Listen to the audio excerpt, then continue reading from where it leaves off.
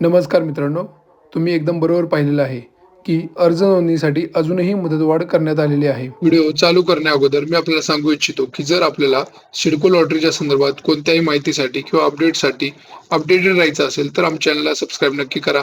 आम्ही नवीन नवीन अपडेट्स घेऊन आपल्यापर्यंत घेऊन येत असतो. तसेच जर आमचे व्हिडिओ आवडत असतील तर व्हिडिओला लाईक आणि शेअर नक्की करा. जसे की आपल्याला माहित आहे की या अगोदर सिडको लॉटरीसाठी अर्ज करण्याची जी शेवटची तारीख होती ती होती 14 जानेवारी 2026.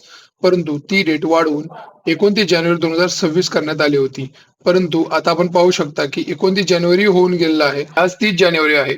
परंतु अजून सुद्धा आपण पाहू शकता की सिडकोच्या लॉटरीसाठी नोंदणी करण्याची विंडो अजूनही ओपन आहे. तुम्ही पाहू शकता माय फर्स्ट चॉईस, माझा फर्स्ट चॉईस, माझ्या पसंतीचे सिडकोचे घर, सर्व सुखसुविधायुक्त 16,876 घरे, ईडब्ल्यूएस व LIG साठी 1 and 2 BHK घरे, वाशी, बामणडोंगरी, खारकोपर, खारघर, तळोजा, मानसरोवर, खांदेश्वर, पनवेल आणि कळंबोली अशा या सर्व ठिकाणी आपल्याला फ्लॅट किंवा रूम अवेलेबल आहेत.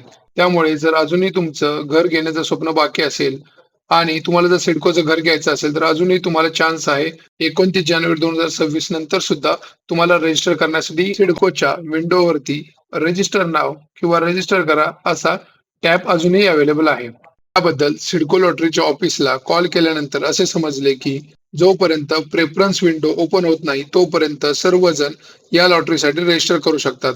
या लॉटरीची कोणती आता सध्यासाठी तरी कोणतीही डेडलाईन किंवा एंड डेट दिलेली नाहीये. त्यामुळं जोपर्यंत प्रेफरन्स विंडो तुमच्या पोर्टलवरती ओपन होत नाही तोपर्यंत तुम्ही रजिस्टर करू शकता. एकदा का जर प्रेफरन्स देण्यासाठी विंडो ओपन झाला तर त्यानंतर तुम्हाला रजिस्टर करता येणार नाही.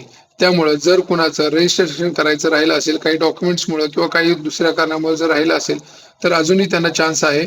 अजूनही ते रजिस्टर करून त्यांचं घराचं स्वप्न पूर्ण करू शकतात. तर धन्यवाद मित्रांनो. अशा नवनवीन अपडेटसाठी आणि माहितीसाठी आमच्या चॅनलला सबस्क्राईब नक्की करा.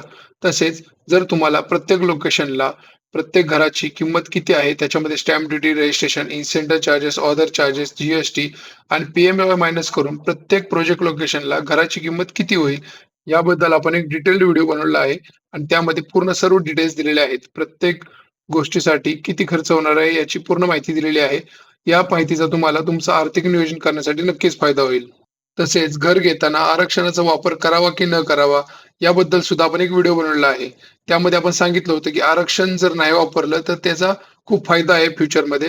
सध्यासाठी तुम्हाला फक्त आणि फक्त घर मिळण्यासाठी मदत होईल, परंतु फ्युचरमध्ये तुम्हाला खूप साऱ्या अडचणींना सामोरे जावे लागेल. याबद्दल सुद्धा आपण चर्चा केलेली आहे. तर असे खूप सारे महत्त्वाचे व्हिडिओ तुम्ही आमच्या चॅनलवर जाऊन पाहू शकता. तसेच काही शंका आणि अडचणी असतील तर कमेंट सेक्शनमध्ये कळवा आणि चॅनलवर नवीन असाल तर चॅनलला सबस्क्राईब नक्की करा आणि व्हिडिओला लाईक आणि शेअर नक्की करा. धन्यवाद.